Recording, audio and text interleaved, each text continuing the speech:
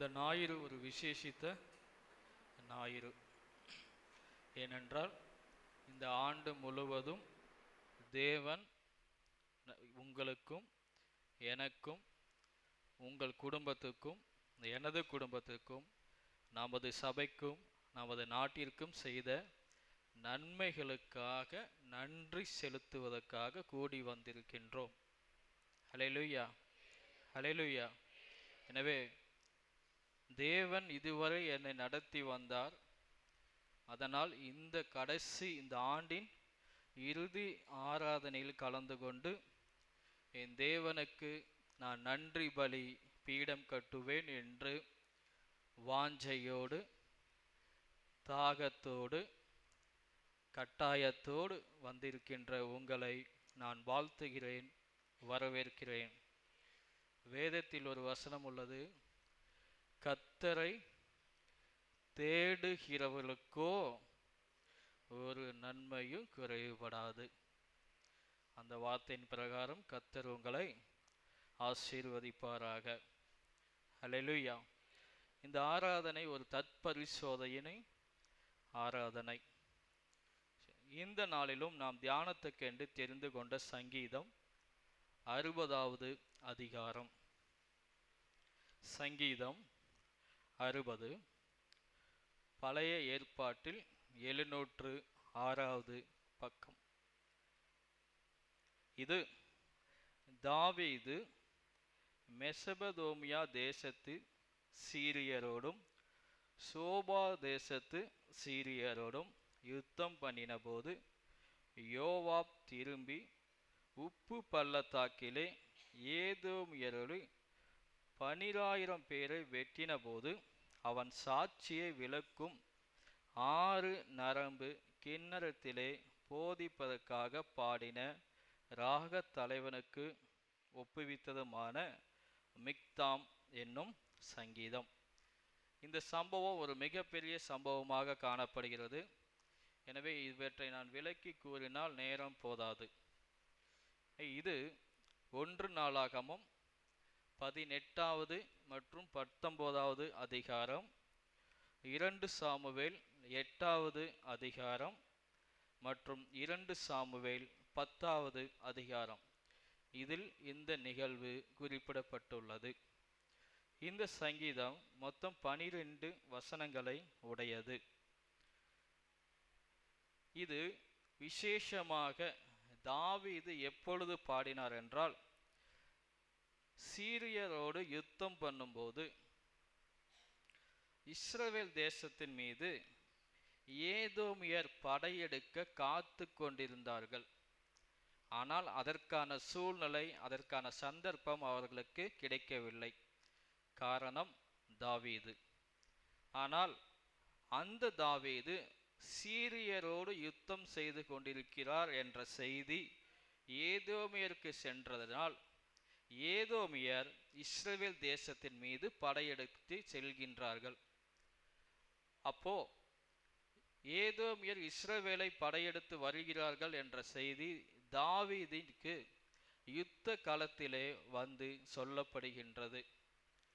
அப்பொழுது தாவீது தன் படை தலைவனாகிய யாவாவை அந்த யுத்தத்துக்கு அதாவது சேதோமியரோடு யுத்தம் பண்ணுவதற்கு இஸ்ரவேலுக்கு தாவீது அனுப்பி வைக்கின்றார். அங்கே அவர்கள் வெற்றி பெற்று திரும்புகிறார்கள். அப்பொழுது பாடின சங்கீதம் இந்த 60வது சங்கீதம். இது 1 ராஜாக்கள் 11வது அதிகாரத்தில் 5 மற்றும் 6வது வசனத்தில் குறிப்பிடப்பட்டிருக்கின்றது. இந்த சங்கீதத்தை தாவீது 6 நரம்புகள் கொண்ட ஒரு இன்ஸ்ட்ருமெண்ட்டை வச்சு வாசித்து பாடியிருக்காரு. இந்த சங்கீதத்திற்கு ஒரு அழகான பெயர் கொடுக்கின்றார்கள். இது ஒரு நினைவு கூறுதலின் சங்கீதம். ஏனென்றால் அந்த வசனங்களை நீங்கள் வாசித்து பார்ப்பீர்களானால் தாவீது தன்னுடைய நாட்களில் நடந்தவற்றை நினைவுபடுத்தி பாடுகின்ற சங்கீதம் இது. இந்த சங்கீதத்தில் ஒரு விசேஷத்த சிறப்பு என்னவென்றால், தாவீது அரசனாக மீண்டும் அபிஷேகிக்கப்பட்டு பாடின முதல் சங்கீதம் இந்த 60வது சங்கீதம். இதுல மெசபதோமியா என்ற ஒரு தேசம் வருகிறது. இந்த மெசபதோமியா என்றால் நம்முடைய வரலாற்றுகளில் நம்முடைய பள்ளி குழந்தைகள் படித்திருப்பார்கள். அதாவது யூப்ரட்டிஸ், டைக்ரிஸ் அப்படின்னு ஒரு நதிகள் இருக்கும். அந்த நதிகளுக்கு சென்ட்ரல், அந்த நதிகளுக்கு நடுவுல ஒரு பகுதி இருக்கு, அதுதான் இந்த மெசபதோமியா. இப்போ அது ஈராக் தேசமாக காணப்படுகின்றது. ஹல்லேலூயா. சரி, இந்த சங்கீதம் ஒரு விசேஷித்தமான ஒரு சங்கீதமாக நான் சொன்னேன், ஏன்னா நினைவு கூறுதலின் சங்கீதம். சரி, இப்ப நாம தேவன் நமக்கு செய்த நன்மைகளை நினைவு கூற வந்திருக்கோம். இப்ப தாவீது இதை பாடலாக பாடினார் என்று பதிவு செய்யப்பட்டிருக்கின்றது. அப்போ சங்கீதங்களை நாம் தியானிக்கும் போது தாவீது இதை நம்ம மேலே இருந்து நம்மளை உற்று நோக்குவார். நான் இவங்க சரியா அதை தியானிக்கிறார்களா, சரியா கடைபிடிக்கின்றார்களா என்று தாவீது பார்ப்பார். அப்போ இது நினைவு கூறுதலின் சங்கீதமா இருப்பதால நான் கடவுளை நினைவு கூர்ந்தேன். இந்த திருச்சபையார் இந்த சங்கீதத்தை தியானிக்கும் போது கடவுளை நினைவு கூறுகிறார்களா என்று தாவீது பார்ப்பார் என்று நான் நம்புறேன், நான் விசுவாசிக்கிறேன். அதனால இப்ப நாம தாவீது போல இந்த இந்த அதிகாரத்தை நாம தியானிக்கும் போது நாம தேவனை நினைவு கூறவில்லை என்றால் தாவீது நம்மீது கோபித்துக் கொள்வார். அதனால தாவீது பாடல் மூலமா இந்த சங்கீதத்தை பாடியதுனால நாமளும் பாடல் மூலமா நாம் தேவனை நினைவு கூற போறோம். பிற்பாடு தியான வசனத்துக்குள்ளாக நான் உங்களை அழைத்து செல்ல போறேன். சரி, உங்களுக்காக 2 பாடல்களை நான் எடுத்து வந்திருக்கேன். ஒன்று, அக்கினியில் நடந்து வந்தோம், சேதம் ஒன்றும் இல்லையப்பா. இல்லை உற்சாகம் இருக்கீங்களா?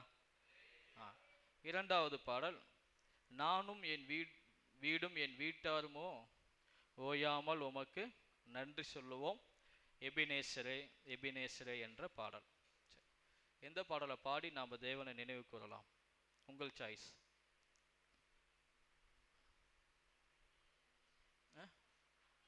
அக்கினியில் நடந்து வந்தோம். அடுத்து ஒரு பாட்டு போதுமா அல்லது 2 பாட்டும் பாடிடலாமா? 2மே பாடிடலாமா? சரி, ஓகே, சந்தோஷம். எல்லாம் எழுந்து நிற்கலாம்.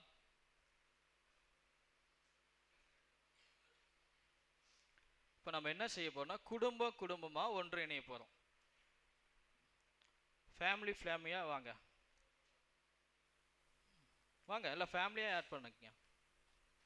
குடும்பமா வாங்க, இங்க வாங்க பாப்பா, இங்க வா, நீங்க இங்க வந்துருங்க.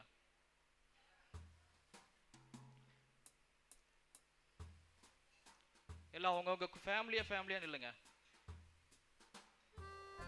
புரியலையா? கணவர் மனைவி குழந்தைகளோடு சேர்ந்து நின்று ஆராதனை செய்ய போறோம். போங்க, எல்லாம் ஃபேமிலியா ஆட் பண்ணிட்டீங்களா? ஃபேமிலியா? அதான் சிஸ்டர் 2 பேர் இருக்கீங்களா? ஃபேமிலி தானே? ஃபேமிலியா நின்னுக்க. டிஸ்டன்ஸ் கொஞ்சம் ஃப்ரீயா நின்னுக்குங்க. இங்கெல்லாம் முன்னாடி இடம் இருக்கு பாருங்க, வாங்க.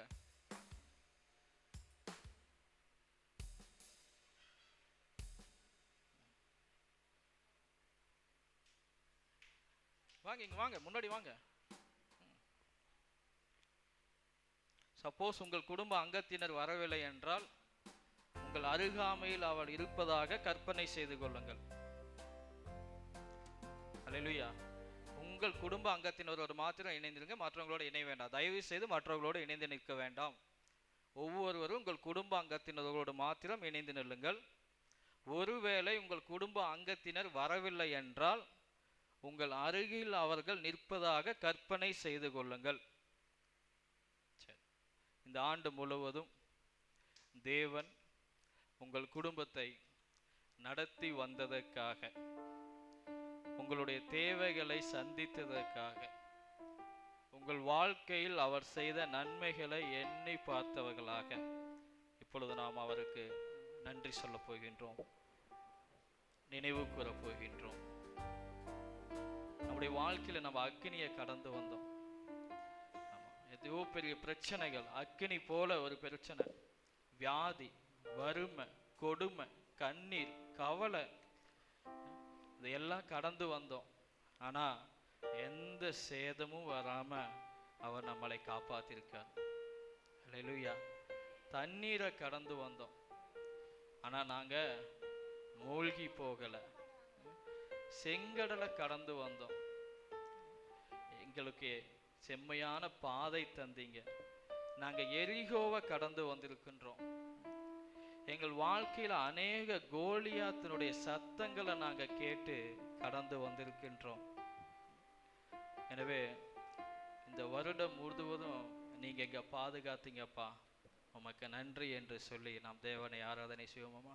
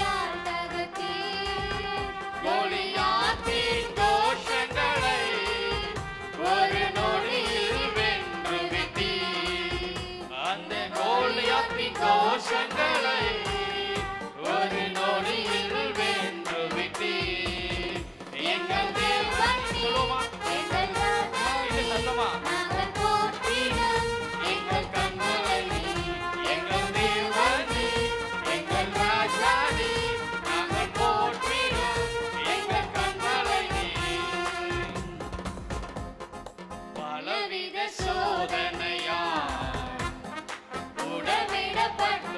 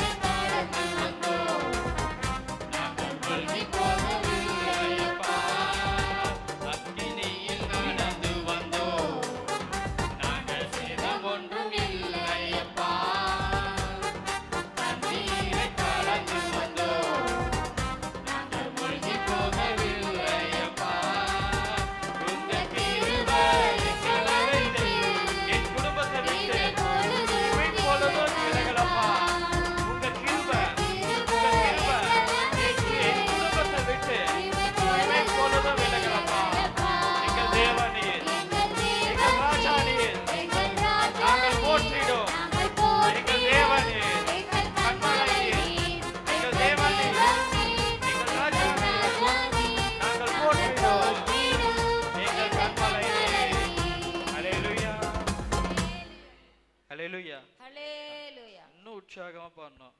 ஏன்னா எங்களோட சத்தம் மட்டும்தான் கேட்குது, உங்களோட சத்தம் எங்களுக்கு இன்னும் கேட்கல. தாவீது அப்புறம் வருத்தப்படுவார். நான் எவ்வளோ சத்தமாக 6 நரம்பு கொண்டு வீணையை வாசிச்சிருக்கேன். நான் வயலின் வாசிப்பேன், 4 ஸ்ட்ரிங் தான் இருக்கும். ஆமாம், அதுவே ரொம்ப கஷ்டம். 4 ஸ்ட்ரிங்கு. நீ நின்ன ஜாய் பேஜோ அது எத்தனை ஸ்ட்ரிங்? 2 string, 3 string. அது சிரமம். ஆனால் தாவீது 6 ஸ்ட்ரிங்கு வச்சு வாசிச்சிருக்காரு. அதனால அப்போது நான் 6 ஸ்ட்ரிங்கு வச்சு வாசித்தேன். எனக்கு எவ்வளோ கஷ்டமாக இருக்கும், எவ்வளோ சிரமமாக இருக்கும். ஆனால் நான் அதை பார்க்கல, என் தேவனை தான் பார்த்தேன். அவர் எனக்கு செய்த நன்மையை நான் நினைவு கூர்ந்தேன். அதனால் இந்த ஆண்டு முழுவதும் கடவுள் உங்களுக்கு செய்த நன்மையை நினைவு கூர்ந்து, உங்கள் குடும்பத்துக்கு செய்த நன்மையை நினைவு கூர்ந்து நம்ம பாடுவோமா? நானும் என் வீடும் என் வீட்டார் அனைவரும் ஓயாமல் நன்றி சொல்வோம். ஒரு கரு போல காத்தீரே, உமக்கு நன்றி அப்பா. என்னை சிதையாமல் காத்தீரே, உமக்கு நன்றி அப்பா. எபினேசரே, எபினேசரே, இந்நாள் வரை என்னையும் என் குடும்பத்தையும் என் பிள்ளைகளையும் என் மனைவியையும் என் கணவரையும் நீர் சுமந்தீரே என்று அவருக்கு நாம் நன்றி சொல்லுவோமா? கண்களை மூடி கரங்களை உயர்த்தி குடும்பத்தில் உறுப்பினர்களோட கைகளை பிடிச்சிங்க, ஒவ்வொருத்தரோட கைகளை பிடிச்சி உயர்த்துங்க.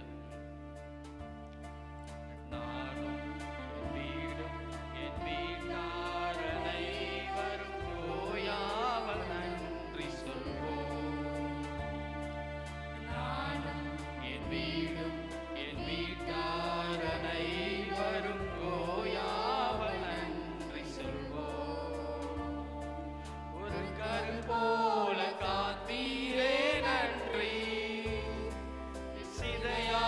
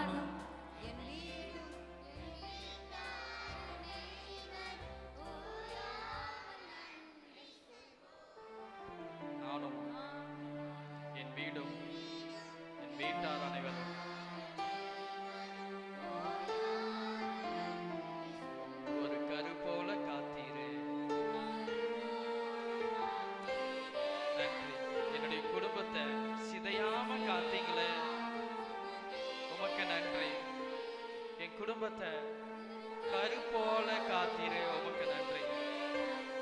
என்னுடைய குடும்பத்தை சிதையாம காத்தீரே, உமக்கு நன்றி. கரங்களை உயர்த்தி எபினேசரே, எபினேசரே, இந்நாள் வரை நீ சுமந்தீரே. எபினேசரே, எபினேசரே, என் நினைவாய் இருப்பவரே, உமக்கு நன்றி, நன்றி, நன்றி. இதயத்தில் சுமந்தீரே, நன்றி, நன்றி, நன்றி. கருப்போல சுமந்தீரே, உமக்கு நன்றி. ஹல்லேலூயா, ஹல்லேலூயா. கர்த்தருடைய நாமம் மகிமைப்படுவதாக. மறலாம். எல்லாம் நல்லா தான் இருக்கு தம்பி, பாட்டெல்லாம் நல்லா தான் இருக்கு, வார்த்தைகள்லாம் நல்லா தான் இருக்கு. ஆனாலும் இந்த ஆண்டு என் வாழ்க்கையில் இப்படி ஒரு சம்பவம் நடந்துடுச்சு. ஆனாலும் என் வாழ்க்கையில் இந்த ஆண்டு இப்படி ஒரு தோல்வி வந்துடுச்சு. ஆனாலும் என் வாழ்க்கையில் இப்படி ஒரு காரியம் நடந்துடுச்சு. இது எதனால்னே தெரியல அப்படின்னு யோசிக்கிறீங்களா? தியான வசனத்துக்குள்ளாக உங்களை அழைத்து செல்ல விரும்புகின்றேன். சங்கீதம் 60வது அதிகாரம் 10வது வசனம்.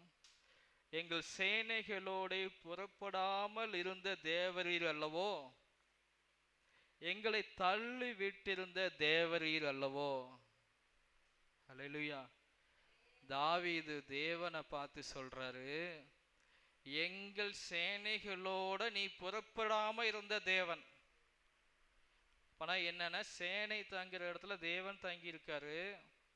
சேனை புறப்பட்டு போயிடுச்சு, ஆனா தேவன் புறப்படல. புரிந்து கொண்டீங்களா? அடுத்து சேனை தேவனுடைய கையை பற்றி கொண்டு நடக்குது, ஆனா தேவன் சேனையின் கையை உதறிவிட்டார். ஆனா சேனை நினைச்சுக்கிட்டு இருக்கு, நாங்க யுத்தத்துக்கு போறோம், நாங்க எதிரியை வீழ்த்த போறோம், நாங்க ஜெயிக்க போறோம், நாங்க முடிசூட போறோம், அந்த நாட்டை நாங்க வெல்ல போறோம் என்று சேனை நினைத்து கொண்டு உன் சமூகம் எனக்கு முன்பாக செல்லும் என்ற வசனத்தை ஃப்ளெக்ஸ் அடிச்சு 2 பேர் கட்டிக்கிட்டு சேனை முன்னாடி போகுது. ஆனா தேவனுடைய சமூகம் செல்லவில்லை. தேவன் என்னை கைவிட மாட்டார், தேவன் எனக்கு வெற்றி தருவார், எனக்கு ஜெயக்கொடியை ஏற்றுவார், எங்கள் வாழ்க்கையில் எங்களை தேவன் வாளாக்காமல் தலையாக்குவார், கீழாக்காமல் மேலாக்குவார் என்று வாக்குத்தத்தத்தை பிடித்து கொண்டு சேனை செல்கின்றது. ஆனால் தேவனோ சேனையை தள்ளிவிட்டார். சேனை கற்பனையில் சென்று கொண்டிருக்கின்றது, யுத்தம் செய்தது, தோல்வியை சந்தித்தது.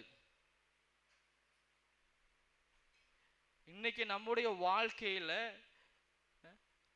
என் சமூகம் உனக்கு முன்பாக செல்லும் என்று சொன்ன ஆண்டவரே, நீ உம்முடைய சமூகம் எனக்கு முன்பாக போகட்டும் சொல்லி புறப்படுறோம்.